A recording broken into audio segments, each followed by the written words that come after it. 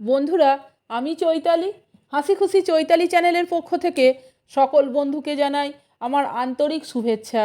বন্ধুরা, আজ আমি বেশ কিছু মজাদার জোকস উপস্থাপন করতে চলেছি। আপনারা এই জোকসগুলি শুনুন, আশা করি আপনাদের খুবই ভালো লাগবে। খুবই মজার এবং হাসির জোকস। তাহলে শুনুন। ছেলেটি তোতলা বলে বিয়ে হচ্ছে না, তাই তার মা বলে দিয়েছে এইবার মেয়ে দেখতে গেলে কোনো কথা না বলে চুপ করে বসে থাকবি। ছেলে: থিত থিত থিত আছে মা।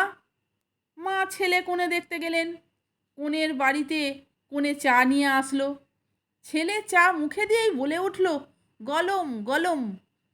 মেয়ে: কিন্তু হবে না, ফুতমালো ফুতমালো। বন্ধুরা, আরেকটি মজাদার জোকস বলছি, শুনুন।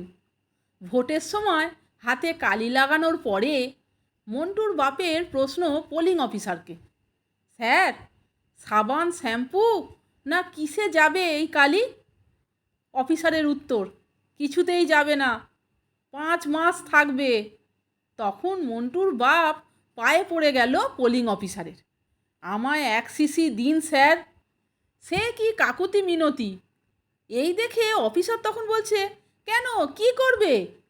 মন্টুর বাপ, যতই কলপ দিই স্যার চুলে, 15 দিনের বেশি টেকে না। এবার লাগাবো একেবারে 5টি মাসের জন্য নিশ্চিন্ত। বন্ধুরা, এখন যে জোকসটি আপনাদেরকে শোনাচ্ছি সেটিও দারুণ মজার। তাহলে শুনুন। মাঝরাতে বেডরুমের টেলিফোন বেজে উঠল। স্বামী: কেউ আমার কথা জিজ্ঞেস করলে বলে দেবে আমি বাড়িতে নেই। স্ত্রী ফোন ধরে, আমার স্বামী বাড়িতে আছে বলেই ফোনটা কেটে দিল। তখন স্বামী রেগে গিয়ে বলছে, আমি তোমায় বললাম না কেউ আমার কথা জিজ্ঞাসা করলে বলবে আমি বাড়িতে নেই? তখন স্ত্রী বিরক্ত সহকারে বলছে, চুপ করো, এটা জরুরি নয় যে সব ফোনই তোমার জন্য আসবে। আরেকটি মজাদার জোকস বলছি, শুনুন। আদালতে ডিভোর্সের বিচার চলছে।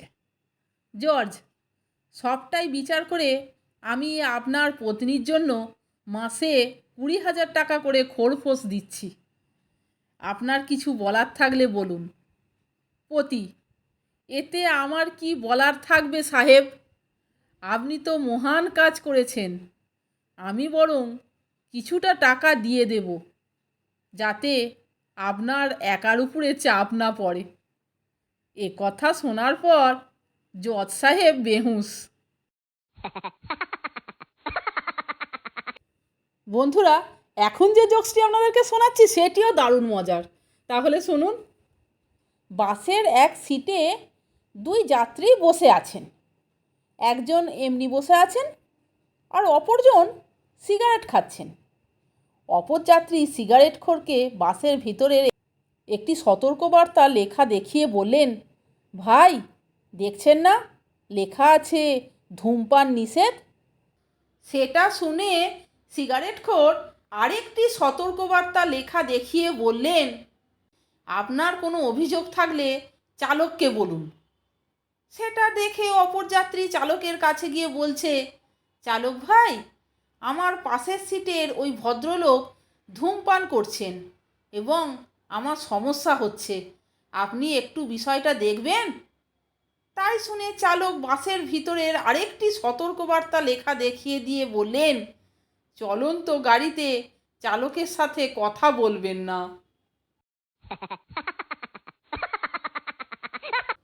বন্ধুরা, আরেকটি মজাদার জোকস বলছি, শুনুন। ডলি ডলি বলে চিৎকার করতে করতে স্বামীর ঘুম ভেঙে গেল।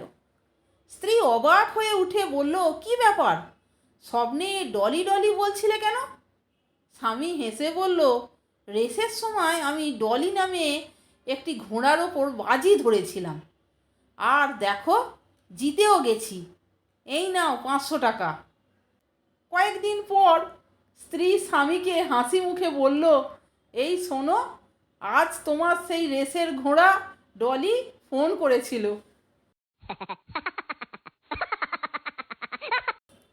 বন্ধুরা, আরেকটি জোকস বলছি, শুনুন। ইঁদুর বানান লিখতে ভুল করায় শিক্ষক ছাত্রকে ভর্ৎসনা করছেন। শিক্ষক: ইঁদুর লিখতে গিয়ে তুমি চন্দ্রবিন্দু দাওনি কেন? একথা শুনে তখন ছাত্র বলছে, এই ইঁদুরটাকে বেড়াল তাড়া করেছিল, কিন্তু ইঁদুরটাকে ধরতে না পারলেও এর চন্দ্রবিন্দুটাকে ধরে খেয়ে ফেলেছে স্যার। তাহলে বন্ধুরা, এই মজাদার এবং হাসির জোকসগুলি আপনারা শুনলেন তো? যদি ভালো লাগে তাহলে একটা লাইক, কমেন্টস এবং আমার চ্যানেলটিকে সাবস্ক্রাইব করে আমার পাশে থাকবার অনুরোধ করলাম। এই রকম আরও অনেক হাসির গল্প, মজার গল্প, হাসির জোকস শুনতে বন্ধুরা প্লিজ আমার চ্যানেলের ভিডিওগুলো আপনারা একটু দেখুন। ভালো লাগলে বন্ধুদের মধ্যে শেয়ার করে দেবেন। আপনারা সকলে ভালো থাকবেন, সুস্থ থাকবেন। আমি আবার আসছি পরের দিন অন্য কোনো হাসির গল্প, মজার গল্প, হাসির জোকস নিয়ে। ভিডিওটা সম্পূর্ণ দেখার জন্য এবং এই মজাদার জোকসগুলি শোনার জন্য আপনাদের আমি অসংখ্য ধন্যবাদ জানাচ্ছি।